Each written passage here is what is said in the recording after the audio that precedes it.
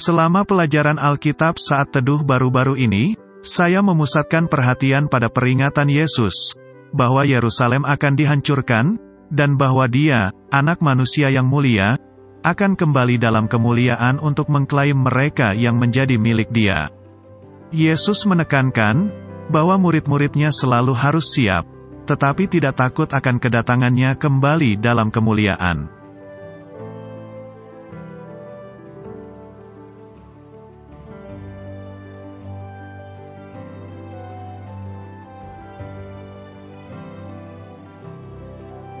Bagian-bagian itu adalah beberapa ajaran Yesus yang paling banyak dipelajari dan diperdebatkan.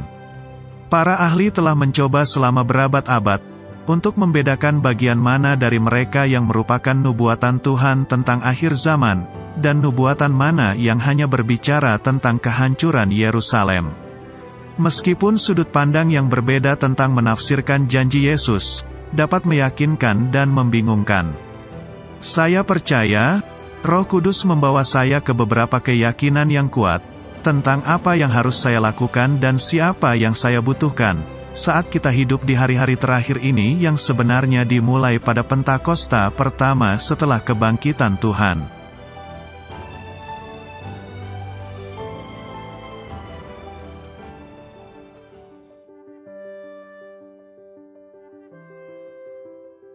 Ketika saya mempertimbangkan pengakuan Petrus di Kaisarea Filipi, Who do you say I am?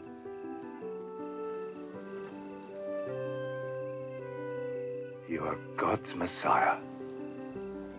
dan menambahkannya ke peringatan Yesus tentang kehancuran bait suci dan ajaran tentang akhir zaman, saya mendapatkan pandangan menyeluruh akan seharusnya seperti apa di dunia yang bermusuhan di akhir zaman. Saya harap pengamatan ini menjadi berkat bagi Anda.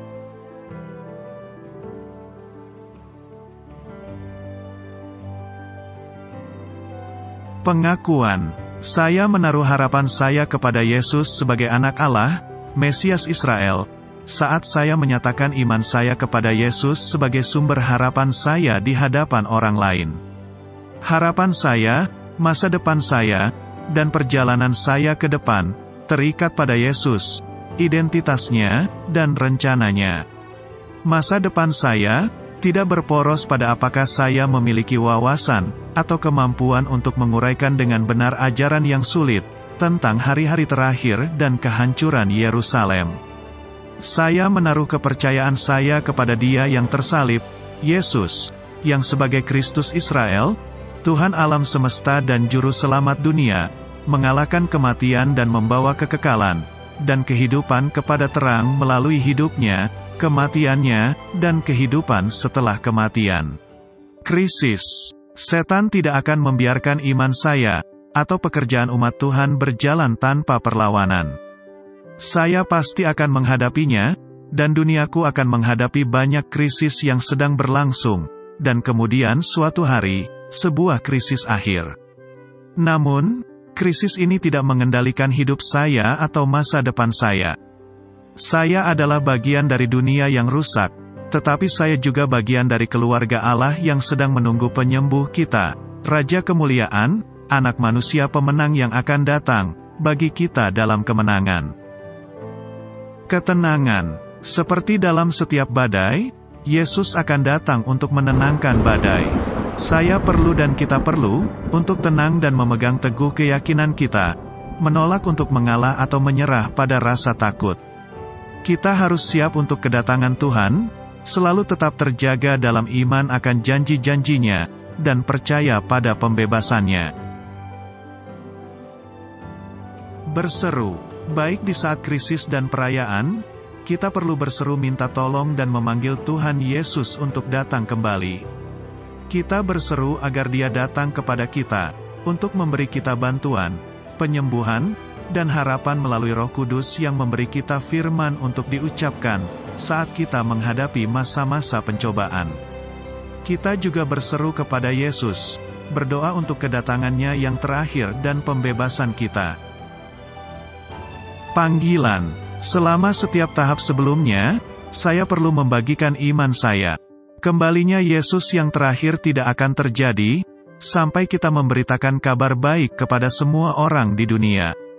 Pekerjaan saya membagikan iman saya, adalah bagian dari kedatangan Yesus dalam kemenangan dan mempercepat hari kedatangannya. Pemahkotaan. Saya mungkin tidak akan pernah menguraikan setiap nuansa nubuatan Yesus, tentang kehancuran Yerusalem dan kedatangannya di akhir zaman. Namun, saya dapat melihat apa yang terjadi dalam hidup saya, dan di dunia saya, kemudian menggunakan 6 penanda ini untuk mengetahui apa tanggung jawab saya, dan apa harapan yang saya miliki, untuk saat itu dalam hidup saya dan di dunia saya. Terlepas dari kekacauan yang tampaknya dibuat oleh dunia, saya harus ingat bahwa karena Yesus, saya memiliki takdir dan tujuan. Saya sedang dalam perjalanan harapan yang bergerak menuju kemenangan akhir Yesus. Saya akan memiliki tantangan dan tanggung jawab yang berbeda untuk berbagai tahap perjalanan ini. Namun, saya dapat mengingat bahwa perjalanan saya memiliki tujuan, dan saya memiliki takdir yang terkait dengan kemenangan mulia Yesus yang ada di depan.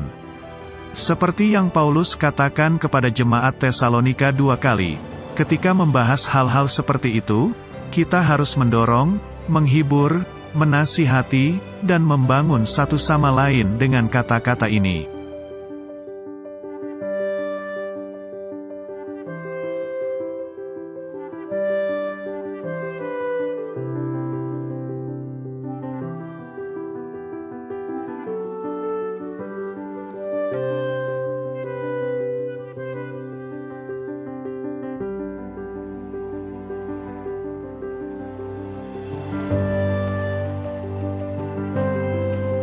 You shall tell no man of this. The Son of Man must suffer much and be rejected.